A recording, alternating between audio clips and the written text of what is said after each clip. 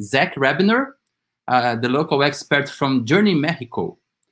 Zach had experienced a challenge similar to this pandemic years ago when Mexico had to face the crisis caused by H1N1. So today, Zach will share the speech leading with transparency, vulnerability, and compassion. Thanks for joining us, Zach. Please welcome. Thanks, Daniel. Hello, everyone, and great to be together again. Yeah, so I felt like, we discussed a lot about what we thought at the time was really bad fortune, but it turned out to be good fortune that we had to go through a similar type of pandemic back in 2009. We had H1N1, which was popularly known as the swine flu, and was largely purported to have an origin in Mexico. So Mexico was the birthplace, supposedly, of the swine flu, and later it became known that actually it started in somewhere in upstate New York. But yeah, unfortunately, that wasn't a retraction that was soon enough. So we had very similar behavior of the market. We had all of our bookings canceled. We had a complete stop of business. We had to refocus on many things. So I'm going to share my screen here. And let's see here. We're going to go to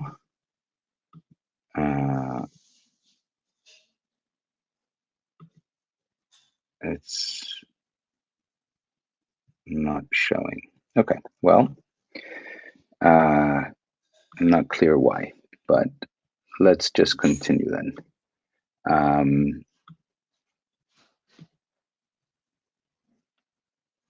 Okay, so we put together, we had to do many things that are very useful for our current situation.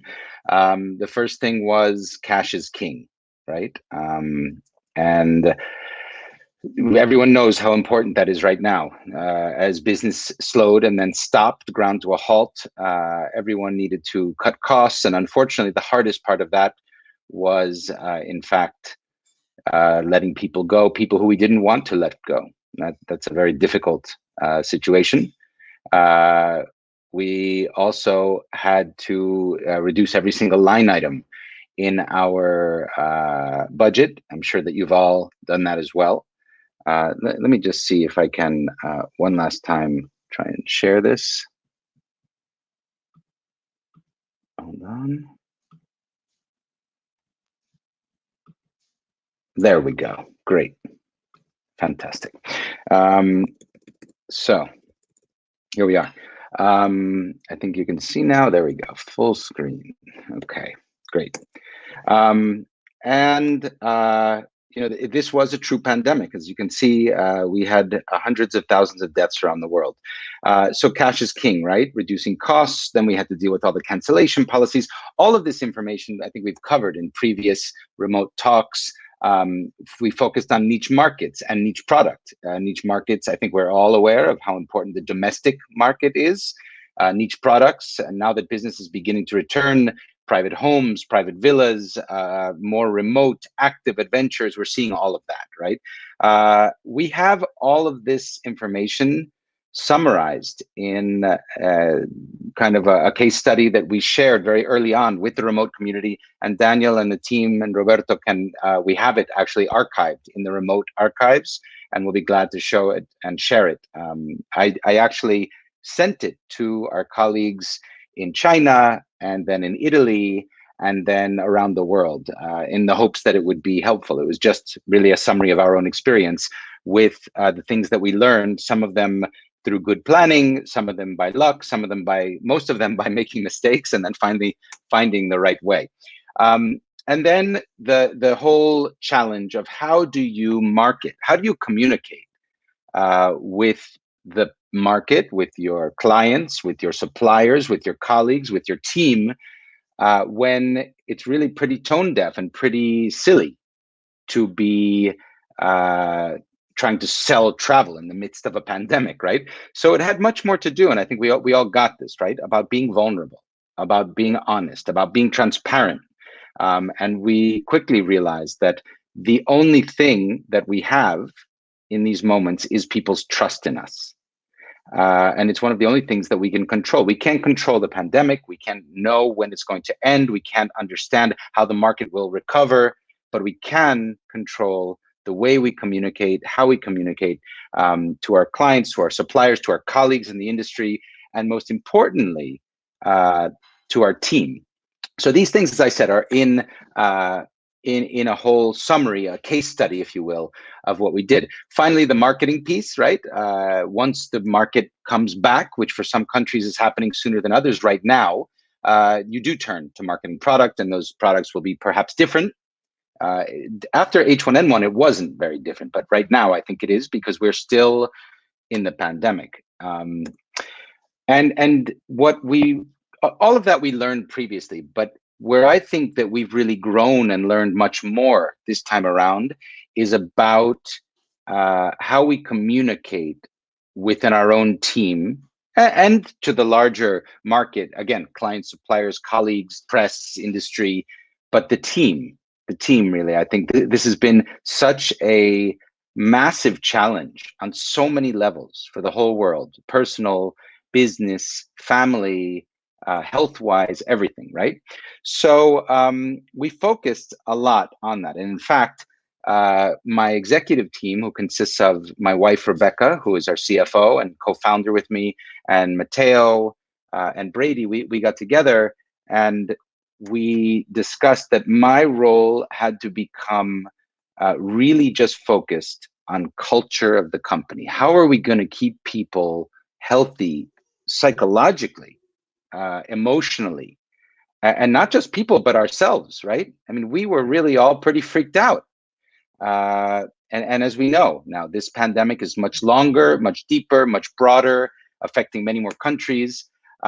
So the idea of culture and community became a major focus. So some of the things that we did is we decided that we were going to share numbers like we never did before, really, really transparent. And we had to reduce our staff from 64 people down to 23. There's 2 or 3 people, Jessica Vianney and Jenny, who aren't in this photo, but we're now a 23-person team. And we are all on reduced salaries too. So hard to keep motivated. How do you keep people together? We began using technology like we all are, like we are right now, Zooms and Microsoft Teams and so on. But we did it at a macro level with our whole team, and we did it really on a micro level with all of the leadership team reaching out on a very regular basis to our teams and to the larger company to check in, not just about how's work going and how's your to-do list and how are you coming along with the goals that we have, but how are you personally? How's it working at home? How are your kids? How's your family? First and foremost, how's your health and how's the health of your family, right? And I have to say, it's been fascinating, the results, because we are closer than we ever have been on all levels. And in fact, we already had some.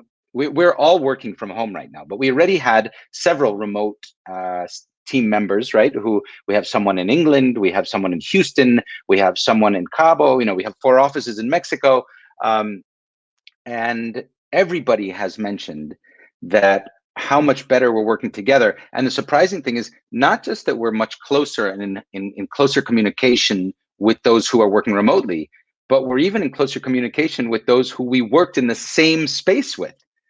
And that was a surprise, that we're just really focused on connecting, on being present, and really managing each other's expectations. We all know when someone has to take their children to the doctor or what the different things are, and we're no longer bound, right, by a 9-to-5 work schedule, but we're even more conscious of our accountability to each other.